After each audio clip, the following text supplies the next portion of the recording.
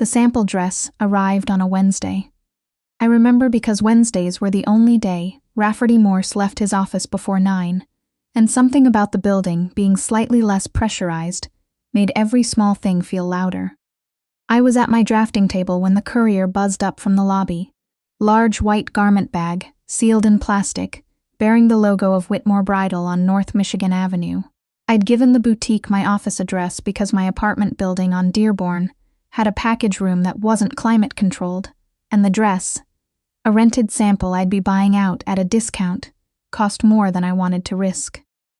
I signed for it, hung it on the back of the storage closet door, told myself I'd bring it home that evening and not think about it.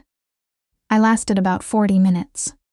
The Aldercroft mock-ups need revisions before Thursday. Rafferty's voice came from the doorway of his office, unhurried, the way he said everything, like the words had already been considered twice before they left his mouth. He was in his usual uniform, dark slacks, white shirt with the sleeves pushed back, a watch that cost more than my rent but never looked like it was trying to, salt and pepper at the temples, reading glasses he'd never admit he needed hanging from his collar. The southwest elevation is off. I caught that this morning, I said. I'll have corrected files on your desk by noon. He nodded, then his gaze moved to the garment bag, visible through the half-open closet door. He didn't say anything about it. He rarely said anything about things he noticed, and he noticed everything.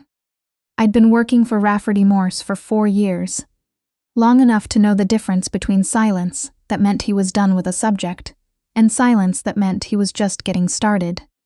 This was the second kind. Is that what I think it is? The boutique couldn't hold it any longer, I said. I'll take it home tonight. Try it on. I looked up from my screen. There's a full-length mirror in the private restroom off the conference room, he said, already turning back toward his office. No one else is on this floor right now.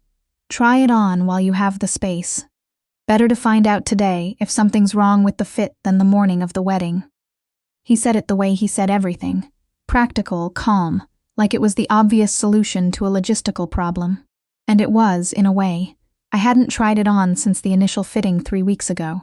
The seamstress had adjusted the bodice from photos, which was either brilliant improvisation or a recipe for disaster, and I'd been too busy to schedule a follow-up appointment. I told myself that was the only reason. I lifted the garment bag off the door. The restroom was marble and chrome, and absurdly large. The kind of space that existed, because Rafferty Morse believed that how you treated people's daily environment said something about how you actually valued them. I'd heard him say that once in a meeting and thought about it for 3 days afterward. I unzipped the bag. The dress was ivory silk with cap sleeves and a low back, understated by bridal standards, which was exactly what I'd wanted, simple, elegant, the kind of dress you could look at in 40 years without cringing. I put it on. The zipper stuck twice before I got it closed, and when I finally turned to face the mirror, I stood there for a long moment without thinking anything at all. I looked like someone getting married. Not like Arden Cross, junior design lead at Morse Development Group, daughter of Earl Cross, who had accrued $178,000 in medical debt and private loans after his second cardiac event, and who had actually cried, when Lawson Pritchard offered to clear all of it in exchange for a future together. Not like the woman who had sat across from her father at his kitchen table in Evanston 8 months ago, and said yes to a man she'd been dating for 11 months because the alternative was watching her father lose the house. Lawson was fine. He was handsome, punctual, and considerate in the particular way of men who understood the value of being seen as considerate. He'd never been unkind to me. He wanted a wife who was accomplished and calm and didn't make scenes. And I was accomplished and calm and had never made a scene in my life. He called me sweetheart and meant it the way you'd mean it about a well-chosen piece of furniture. It fit the room. It worked. I'd told myself that was enough. Standing in the restroom mirror in my wedding dress, I was having trouble remembering why. A knock at the door. "Everything all right in there?" Rafferty's voice. "You've been quiet a while." "Fine," I said. My voice came out steadier than I expected. "Just give me a minute." "Does it fit?" Yes. A pause. You don't sound like someone whose dress fits. I almost laughed. Almost, it fits perfectly. Then come out. I don't know why I did it. Self-preservation would have suggested staying exactly where I was until he'd gone back to his office, and I'd had time to reconstruct the wall I maintained between what I felt at work and what I felt everywhere else. That wall had taken 4 years to build. I knew every brick in it. I opened the door anyway. Rafferty was standing in the hallway, one shoulder against the wall, arms crossed. Not impatient, just waiting, the way he waited for things he'd decided were worth waiting for. When he saw me, he went very still. He looked at me the way I'd spent 4 years telling myself he didn't. I made myself speak. Well? You look, he stopped, started again. The alterations came out well. That's what you're going with. Something moved across his face, gone before I could name it. You shouldn't marry him, he said. The hallway went quiet enough that I could hear the ventilation system. I'm sorry. Lawson Pritchard, his jaw worked for a second. Don't marry him. I stared at him. 4 years. 4 years of 7 a.m. briefings and 14-hour project crunches, and the particular companionable silence of 2 people who had figured out how to share a workspace without stepping on each other. 4 years of him never once crossing the line I'd drawn in my own head. The line that said he's your employer. He signs your checks, he doesn't think about you like that, and now he was standing in a hallway telling me not to marry my fiancé. That's not, I started. I know, he turned away. Forget I said it, that was out of line. He walked back toward his office. My heart was doing something uneven and unreliable in my chest. Why, I said. He stopped. Why would you say that? After 4 years of not saying anything, why now? He was quiet for long enough that I thought he wasn't going to answer. Then, without turning around, because I don't think you're choosing him. I think you're choosing the situation he solved. I didn't say anything. Your father's debt. He turned then, and his expression was careful, in a way that told me how much was underneath it. I know what Pritchard paid off to secure your engagement. I know how much it was and when it was paid, and I know that's not the same thing as knowing you. He bought a solution, not you. My face went hot. You had no right to look into that. I didn't have to look. This city talks. He moved closer, and to his credit, he stopped at a distance that gave me room to breathe. Arden, you are the most capable person who has ever worked in this office. You have turned down 3 competing offers in the last 2 years because you believed in the work we do here. You stay late not because I ask you to, but because you care about getting it right. You deserve someone who sees all of that and wants you, not the image, not the utility. You don't know what I deserve. No, he agreed, but I know what you're settling for. I went back to the restroom, changed into my work clothes, with hands that were not entirely steady, zipped the dress back into its bag and sat down at my drafting table, and did not cry, which I considered a personal achievement under the circumstances. We didn't speak about it again that day. Didn't speak about it the rest of the week. Rafferty went back to being Rafferty, professional, precise, occasionally demanding, never anything I could point to as inappropriate. The corrected Aldercroft mock-ups were on his desk by noon. He approved them by 2. Life continued. But I lay awake Wednesday night, thinking about the certainty with which he'd said, I know what Pritchard paid off. And something about it bothered me in a way I couldn't shake. On Friday morning, I found an envelope on my desk. No return address inside, a single sheet with a case number, and a contact at a legal foundation called the Meridian Community Fund. I called the number on my lunch break. The woman who answered confirmed that a debt resolution had been processed through the foundation 5 months ago. The total cleared, $178,000. All documentation filed with the relevant creditors. The debt was gone, had been gone since February. Lawson had made his offer in March. I sat in the stairwell for 20 minutes, trying to put that into an order that made sense. Lawson had paid off a debt that had already been cleared, or he had presented himself as paying a debt that no longer existed, using it as leverage to secure a yes from a woman who thought she was out of options. He had built an entire proposal on a problem that had already been solved by someone else, Without telling me, without telling my father, without doing anything except accepting the gratitude we offered as though it were earned. I went back to my desk. I looked at Rafferty's closed office door for a long time. Then I knocked. "Who ran the Meridian Community Fund payment?" I asked. I kept my voice level. It took effort. He looked up from his monitor. His expression told me he'd been expecting this conversation. "A foundation I support," he said. "When?" "February. Your father's situation came to my attention through a colleague. The debt load was affecting his health, the stress of it, on top of everything else. I have the resources to help, and it cost me very little." He set down his pen. "I didn't tell you because it wasn't my place. You were handling your own life. I didn't want you to feel obligated." "Lawson proposed in March," I said, 2 weeks after your payment cleared." "Yes. And you knew." "I found out after." Something shifted in his face. "I didn't know about his proposal when I made the payment. I found out what he'd done, what he'd told your family, a few weeks later. By then you'd already accepted." "And you said nothing." "You seemed." He paused. "I thought it was what you wanted. You never gave any indication you felt coerced. I didn't think it was my place to interfere in your personal decisions. But it was your place to pay off my father's debts." "That was different. That was just money." "Is it?" I asked. "Because from where I'm standing it changed everything, and no one thought to mention it to me." He looked at me for a long moment. "You're right, I should have told you. I convinced myself I was respecting your autonomy, but the honest version is that I didn't know how to have that conversation without explaining why I cared, and I—" He stopped. I'd spent 4 years not explaining why I cared. I stood there in the doorway of his office and thought about 4 years of early mornings and late nights. About the time he'd sat with me for 2 hours, untangling a permitting issue I'd caused by misreading a zoning code, not because he had to, but because he could see I was spiraling.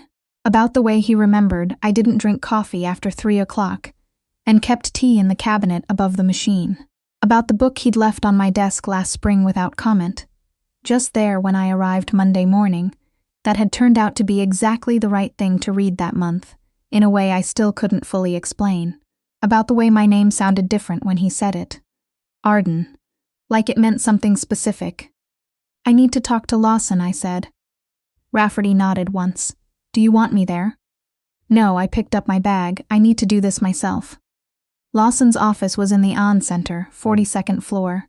His assistant showed me in with a pleasant, practiced smile. Arden. He came around his desk to greet me, which he always did, which I'd always read as consideration and now read as stage management. "Is something wrong with the venue deposit?" "When did you pay off my father's debt?" I asked. A pause, very brief. "March 14th. I had my team handle the transfer directly with the creditors." "The debt was cleared in February," I said, "through a charitable foundation, 2 weeks before you made your offer to my father." He went still. "So either your team paid off an obligation that no longer existed," I continued, "or they verified it was already clear and you told my father it was your doing anyway. Either way, you built an entire proposal on something that had already been handled." "Arden. Which is it?" He was quiet for 5 seconds. Then he set down the folder he'd been holding. "The foundation payment may have cleared the hospital portion. There was still a balance with a private lender." "The documentation I have shows a full resolution," I said. Then perhaps their accounting was more comprehensive than I'd realized. His tone was controlled now, precise. "The point is, I was prepared to take care of it. My intentions were genuine." "Your intentions were to give my father a reason to say yes on my behalf," I said.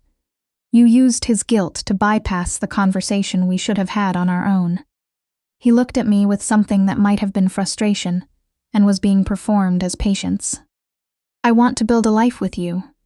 I chose you deliberately. You're accomplished, you're composed, you understand how to move in professional environments.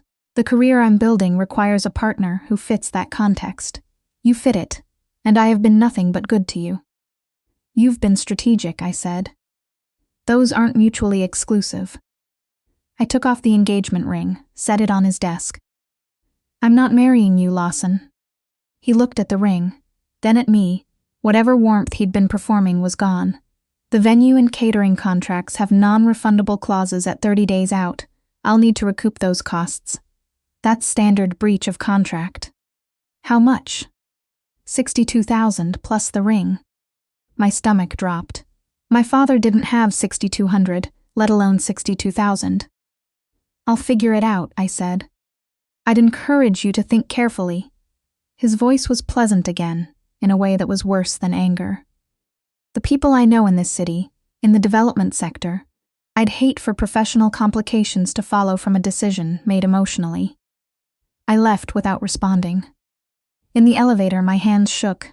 In my car, I sat for 10 minutes before I could drive. Then I called Rafferty. 62,000, I said. Event costs, he's going to hold me to the contract. A silence. The ring? I left it. Good, his voice was steady. The 62,000 is handled. No. Arden. I'm not letting you pay for this. Then consider it an advance on the associate director salary. I should have been paying you for the last 2 years. He said it evenly, like he'd been thinking about how to phrase it for some time. You've been doing that work since year 2. I've been keeping you underleveled and I knew it. I pulled over. I was on Lakeshore Drive, late afternoon, the water outside my window going that particular gray it got in November. Why, I asked. A long pause. Because promoting you meant more visibility. Other firms noticing what I had. Opportunities that would take you somewhere else. He said it the way he admitted most things, plainly without softening it. I kept you exactly where I could keep you. That's not defensible and I'm not trying to defend it. I stared out at the lake. I've spent 4 years, I said slowly, telling myself that the way you looked at me sometimes was professional respect. He didn't say anything. Was it? No, he said, it was not. He transferred the 62,000 on Monday. Lawson's attorney sent a signed release of liability by 4 that afternoon. No additional conditions, no extended timeline, no drama. I never found out exactly what Rafferty said to Lawson's firm, but 3 people in my professional network mentioned in passing over the following weeks that Lawson had gone very quiet about a lot of things. Rafferty offered me the associate director position on a Tuesday. Raise, title, expanded project scope. He walked me through it the same way he walked through any business proposal, direct, no embellishment, and only at the end said, "This offer exists regardless of anything else between us. I want to be clear about that." "I know," I said. "That's actually what makes it easy to accept." He looked at me for a moment. "Okay." "Okay," I said. "I thought you'd argue." "I'm accepting a promotion I earned. Why would I argue?" Something almost like a smile, the restrained kind he did when he was actually pleased, and didn't want it to show too much.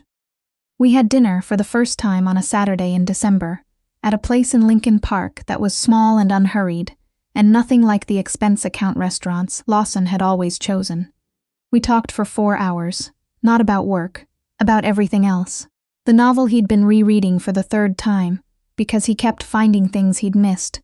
The neighborhood I'd grown up in, and what it had felt like to build things there in miniature. Popsicle stick structures, cardboard cities. Before I understood that was called architecture. The apartment I wanted someday with north-facing light for drawing, and a kitchen big enough to actually cook in. "You've never told me any of this," he said at some point, his coffee going cold. "You never asked outside of a work context." I was trying to be professional. "I know," I said, "so was I." He reached across the table and put his hand over mine, unhurried and deliberate, the way Rafferty Morse did everything, and left it there.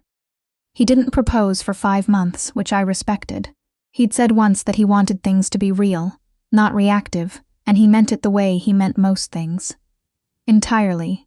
When he did, it was on a Sunday morning in early spring, in my apartment with the north-facing windows I'd found in January. He'd helped me move in, hadn't said anything about the location being 40 minutes from his office and traffic, had simply showed up with coffee and boxes. He was sitting at my kitchen table reading the paper when I came out of the bedroom. He looked up, set the paper down, pulled a ring box from his jacket pocket like it had been there all morning, which I suspected it had. I've been carrying this for 6 weeks, he said, waiting for the right moment, then deciding there probably wasn't one, and I should just ask. He opened it. Simple platinum band, round stone, nothing trying too hard. I want you to be clear that this is me asking because I want to spend my life with you. Not because of any circumstance. Not because of anything practical. Because I've spent 4 years watching you, and I don't want to spend the next 40 watching you from a professional distance. I looked at the ring for a moment. Ace, he said. The nickname had arrived somewhere around month 3 of us, quietly, without announcement, and had stuck because it was the only nickname that had ever made me feel like someone was seeing me specifically, not a version of me. Say something. You waited 6 weeks? I was working up to it. Rafferty, I said. Yes? I have loved you for 3 years. I sat down across from him. I am extremely annoyed that we lost that time. A beat of silence. Then his whole face changed. Not dramatically, because he was still Rafferty, but enough that I could see everything underneath the careful control release, just slightly, like a breath held too long finally let go. Is that a yes? That is an emphatic yes. He put the ring on my finger himself. It fit perfectly. Of course it fit perfectly. Did you have it sized before you asked? I said because I couldn't help it. He looked at me over his coffee cup. You wear a 6. You've worn a 6 since year 2, I noticed. Of course you did. I notice things about you, he said simply. I always have. I thought about a hallway on a Wednesday afternoon, a garment bag in a closet. The words he'd said, standing in the entrance to a conference room restroom, like a man who had finally run out of reasons to keep them inside. You shouldn't marry him. 4 words, and everything that had been wrong gradually becoming right. Our wedding was small, 20 people in a room with high ceilings and afternoon light coming through old windows. My father in the front row looking steadier than he'd looked in years, my mother beside him, holding his hand like she was afraid to let go. Rafferty's sister in the second row, who had told me at Thanksgiving that she'd been waiting for this since year 1 and did not consider that an exaggeration. When I walked toward him and he looked at me, it was the same way he'd looked at me in that hallway, like something he'd wanted for a long time and was only now allowing himself to have. I thought about the other dress, the ivory silk, the wrong room, the wrong man, the wrong reason. I thought about how a Wednesday afternoon had rearranged everything, not with grand gestures, not with declarations in the rain, but with 4 honest words from a man who had finally decided that honesty mattered more than distance. He'd been right. And I'd been brave enough, barely, just barely, to find out what happened when I listened.